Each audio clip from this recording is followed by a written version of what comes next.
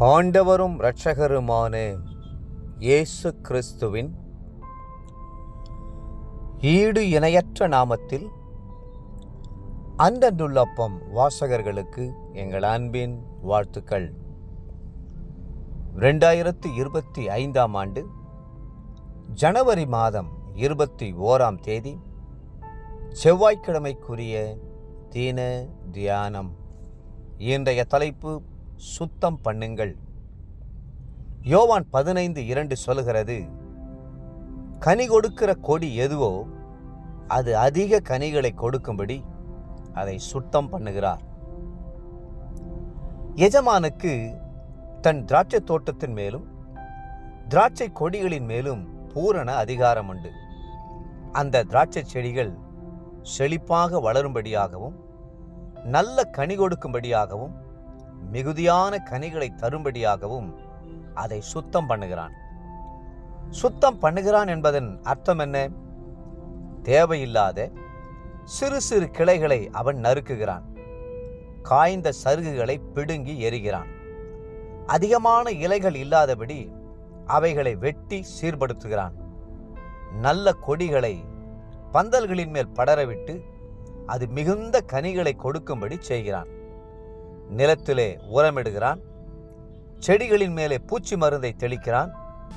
அவன் எடுக்கும் எல்லா முயற்சிகளுக்கும் ஒரே ஒரு நோக்கம்தான் உண்டு, அது மிகுதியான கனிகளை கொடுக்க வேண்டும் என்பதே.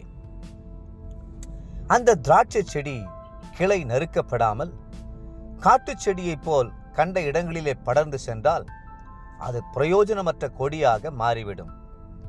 அங்கு இலைகள்தான் பெருகியிருக்குமே தவிர கனிகள் காணப்படுவதில்லை. நம்முடைய பிள்ளைகளுடைய வாழ்க்கையிலும் கூட கிளைகள் நறுக்கப்படுவதைப் போல சில காரியங்களை நாம் செய்கிறோம். கெட்ட நண்பர்களோடு உறவு வைத்துக் கொண்டு நீண்ட நேரம் அவர்களோடு பேசி செலவழிப்பார்களேயானால் நாம் அவர்களை கண்டித்து அந்த கெட்ட உறவுகளை கிள்ளி எறிகிறோம். தொலைக்காட்சி முன்பாக நீண்ட நேரம் உட்கார்ந்து நேரத்தை வீணாக்கினால் பாடத்தில் கவனம் செலுத்தும்படி திறம்பை கையாளுகிறோம்.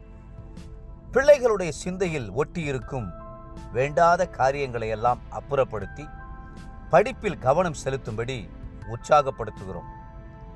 அப்போது அவர்கள் கிளை நறுக்கப்பட்ட திராட்சை செடி போல் சிறந்து விளங்குவார்கள். முதிர் வயதிலும் நல்ல குணசாலிகளாகவும் சான்றோர்களாகவும் திகழ்வார்கள். ஆபிரகாமின் வாழ்க்கையும் கிளை நறுக்கி சுத்தம் பண்ணும் அனுபவத்திற்குள் கர்த்தர் கொண்டு வந்தார்.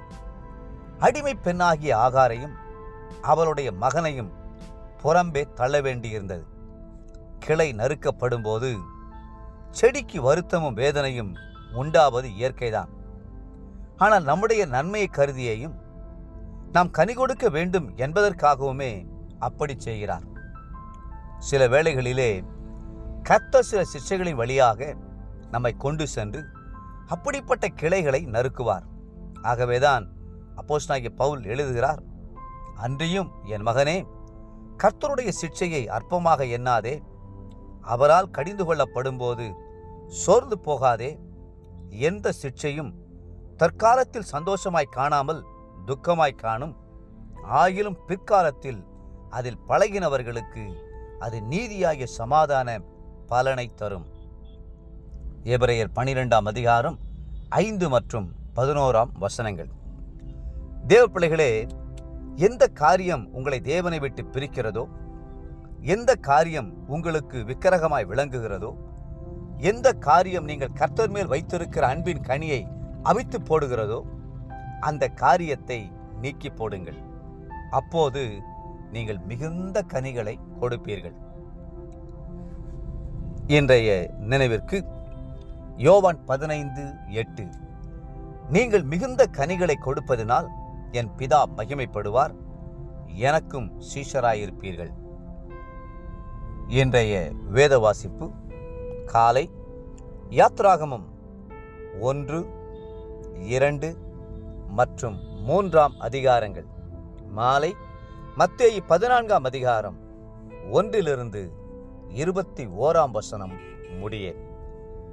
அன்புக்குரிய அன்றன்றுள்ளப்பம் வாசகர்களே, மீண்டும் உங்களை வாழ்த்துகிறோம். வேண்டாதவற்றை வாழ்க்கையிலிருந்து நறுக்கி போடுவோம்.